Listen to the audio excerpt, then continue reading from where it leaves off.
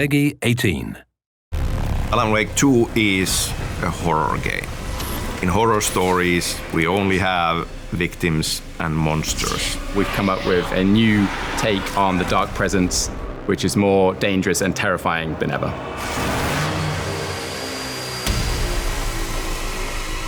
Show me that. Horror for me is something that connects my basic primal fears with reality. I love things like atmospheric horror, psychological horror, haunted houses. I like it because the genre of horror has the guts to look at the things that you are too scared to look at yourself. I think a good horror can stick with you for days, sometimes even years. And I think if a good horror manages to give you that feeling, they've really captured something elusive and almost intangible and traumatize the audience in a really, really good way. I don't want to be in the story, just write me out of the story. I really like writing it because I don't have to be surprised by it in a way. I'm setting up surprise for other people. I can scare them. I don't have to scare myself. I'm in control. Alan Wake 1 was very much known for its narrative, and it was telling a horror story, but then there was a bit of a dissonance between the story trying to have this slightly more slow burn feel to it and the kind of fast-paced action gameplay. So we just felt that there was much more of a cohesive fit between the genre of survival horror and the kind of story we wanted to tell for the sequel. Is not so much about the body horror, it's the everyday weird. Things that look just perfectly fine, and then a twist comes and you're like, okay, what's going on here? Like using Dark Place as an example, every single shadow, a moving piece, I'm looking at it, okay, what was there? The flashlight only illuminates a certain part of a scene, so it very easily focuses your attention in a certain composition. Having the lighting and the shadows dance around the environment quickly incites your brain to play tricks on you. Essentially, what makes the environment scary is the atmosphere. So when you add the lighting and the music, that's when the fun begins. Horror tends to be quite a, personal perspective towards the issue itself. At times I've noticed that I felt uneasy, even anxious. It's really interesting to bring yourself towards that edge musically. We've done a lot of sound design experimentation.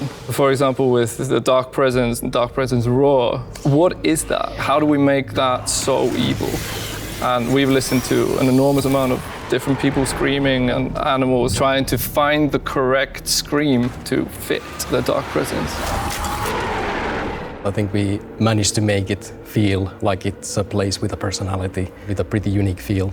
We're trying to avoid a lot of the cliches. We're trying not to fall into those traps. So the sense of dread and anticipation is really there. Get away! Get away! The live action elements are part of the horror for sure.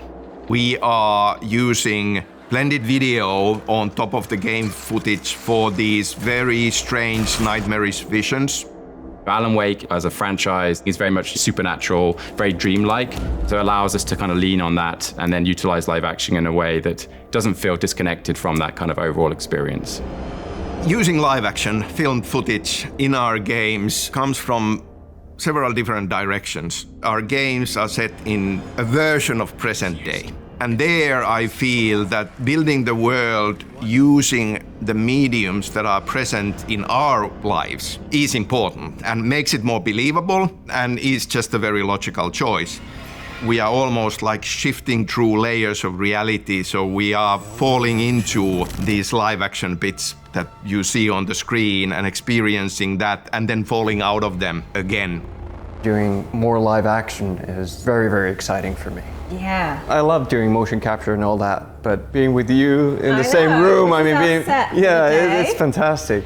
Each shot and each scene feels like a different story, and it's been great. I've never done anything like this. It's been cool.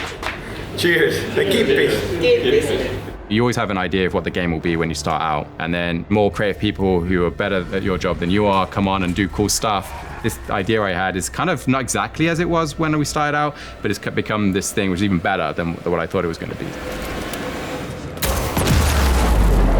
I feel lucky that I have been able to stuff all kinds of crazy experimental things into this experience. Atmosphere and horror and interactive storytelling and mixing of different mediums together, all of that combine into what Alan Wake 2 is.